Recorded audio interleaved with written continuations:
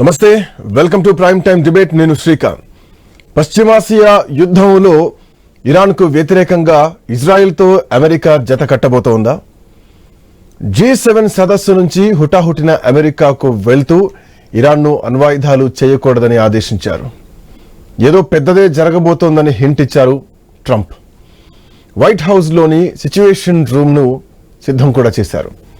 అయితే ఈ సమయంలో సిచ్యువేషన్ రూమ్ సిద్ధం చేయడానికి గల కారణం ఏమిటి? తాజా పరిణామాలపైన ప్రపంచ దేశాలు ఆందోళన వ్యక్తం చేస్తున్నాయి.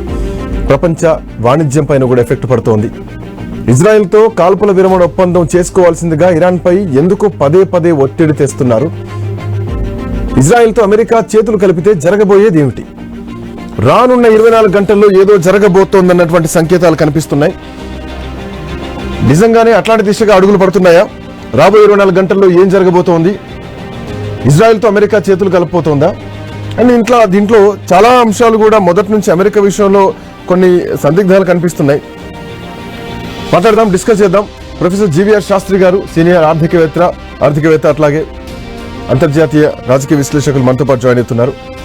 ఆ తర్వాత శ్యామ్ విజయసింహ గారు, రిటైర్డ్ ఆర్మీ కర్నల్, తో పాటు వివి రావు గారు, ప్రముఖ retired colonel, army retired colonel, ఇద్దరు మనతో పాటు జాయిన్ అయ్యారు. ముందుగా శ్యామ్ విజయసింహ గారు, నమస్తే అండి. గుడ్ ఈవినింగ్ అందరికి. విజయసింహ గారు, సో ఎట్లా చూడొచ్చు అమెరికా వ్యవహార శైలిని? ఎట్లా చూడొచ్చు? ఇజ్రాయెల్ కు మద్దతు ఇస్తూనే ఉంది, ఒకవైపు అటు ఇరాన్ ను ఇబ్బంది పెడుతోంది. అణుబాంబు సంబంధించినటువంటి ఆ డీల్ ఆన్ టేబుల్ కూర్చొని సెటిల్ అయ్యేటువంటి అవకాశం ఉందా? ఏ దేశాలు దీంట్లో పాల్గొంటాయి? అండ్ వచ్చే 24 అవర్స్ లో ఏం జరగబోతుంది సిచ్యువేషన్ రూమ్ లో? ఏంటి ట్రంప్ నిర్ణయాలను ఎట్లా చూడాలి? ఇజ్రాయెల్ ఎట్లా నిర్ణయం తీసుకోబోతుంది అనుకోవాలా? ఇప్పుడు న్యూక్లియర్ డీల్ అమెరికాకి ఇరాన్కి మధ్యలో జరగకపోవడానికి అంటే ఇంకా వేరే ఛాన్స్ లేదు. యాక్చువల్లీ చెప్పాలంటే నిజానికి ఇరాన్ దగ్గర అంత కేపబిలిటీ ఉందా అనేది కూడా ఒక ప్రశ్నార్థకమైన ప్రశ్న అది. ఇజ్రాయెల్ ఇప్పుడు చేస్తున్న దాడులు లేదా ఇరాన్ దానికి ప్రతిస్పందిస్తున్న తీరు చూస్తూ ఉంటే ప్రపంచ దేశాలన్నీ ఒక చోటుకు వచ్చి రెండు దేశాల మీద ప్రెషర్ వేస్తాయి, రెండు దేశాల మీద ఒత్తిడి తీసుకొస్తాయి. బాబు మీరు సంతకాలు అవి చేసుకుని, మీరు సీజ్ ఫైర్ అది చేసుకుని తర్వాత న్యూక్లియర్ డీల్ ని యాక్సెప్ట్ చేయండి అని. ఇప్పుడు వాళ్లకున్న సైంటిస్టులు, వాళ్లకున్న సైనికాధికారులు, వాళ్ళ దగ్గర ఉన్న యురేనియం రీసెర్చ్ రిజర్వ్స్ అన్ని ఆల్మోస్ట్ అన్ని దెబ్బతిన్నాయి ఇరాన్ దీంట్లో. కాబట్టి నాకు తెలిసినంత వరకు వాళ్ళు ఇంకా కొన్ని రోజుల్లో ఈ డీల్ సైన్ చేస్తారు. ఒత్తిడి ఎంత ఎక్కువగా ఒత్తిడి ఉందంటే ఆ ఒత్తిడి వల్ల వీళ్ళు సైన్ చేస్తారు. మిడిల్ ఈస్ట్ మొత్తం ఇప్పుడు అట్టుడిపోతుంది. కాబట్టి ఎక్కువ రోజులు ఇది కొనసాగేట్టు కనపడట్లేదు.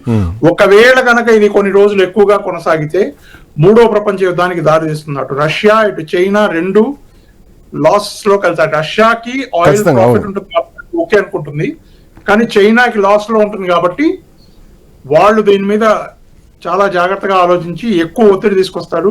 ఈ న్యూక్లియర్ డీల్ తొందరగానే జరుగుతుందని నా ఉద్దేశం. ఒకవేళ జరిగితే అంటే వాళ్ళ దగ్గర నిజంగా ఆ కేపబిలిటీ ఉంది, అంటే వాళ్ళ దగ్గర ఆ క్షమత ఉంది అని వేరే వాళ్ళు కనుక అనుకుంటే.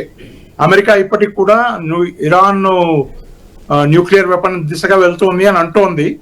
కాబట్టి వాళ్ళు సంతకం చేయించుకుంటారు. ఒకవేళ ఉన్నా లేకపోయినా వాళ్ళు సంతకం చేయించుకుంటారు ముందు జాగ్రత్త చర్యగా. రావు గారు, గుడ్ ఈవినింగ్ అండి.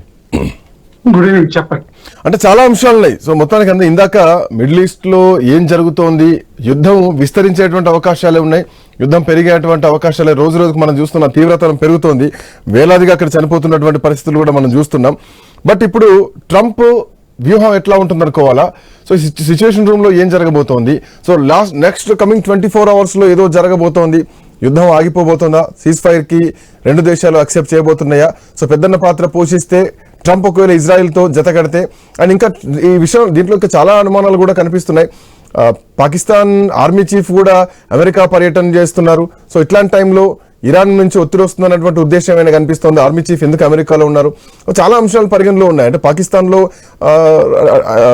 అమెరికా ఏమైనా పెట్టుబడులకా లేదంటే కంపెనీస్ కా అట్లాంటి ఉద్దేశం ఏమైనా ఉందా?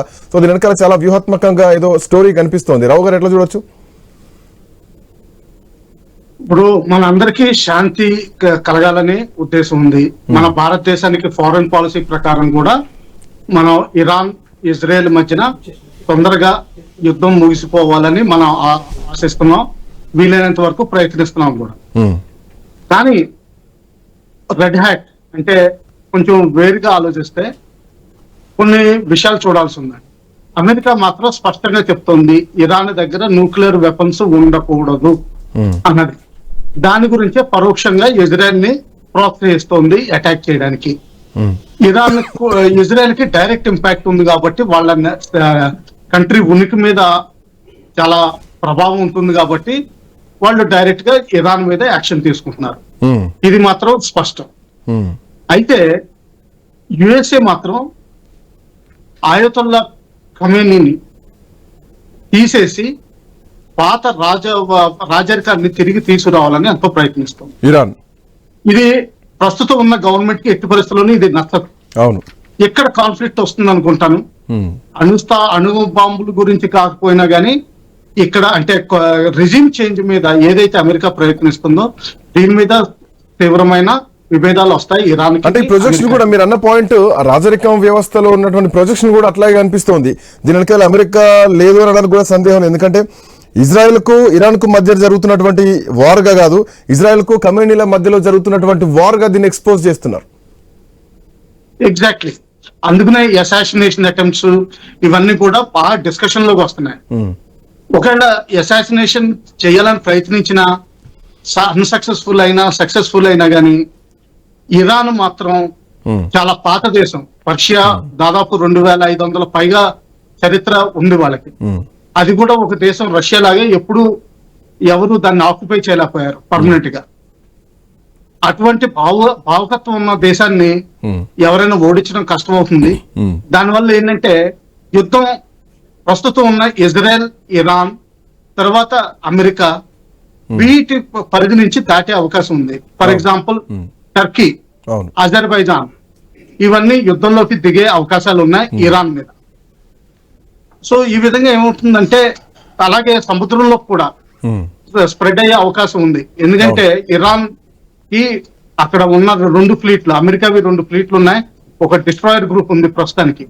అలాగే వాటిని బీఫప్ చేయమని ఇంకా F-35 విమానాలు, స్ట్రాటజిక్ బాంబర్స్ నిన్న నుంచి పంపించడం మొదలుపెట్టారు. ఆల్రెడీ పెంటగన్ బీఫప్ చేయడం మొదలుపెట్టింది. అలాగే మిడిల్ ఈస్ట్ లో దాదాపు 50,000 మంది సోల్జర్స్, అమెరికన్ సోల్జర్స్ ఇరాక్ లో గానీ కొంతవరకు సిరియాలో గానీ ఇటువంటి చోట్ల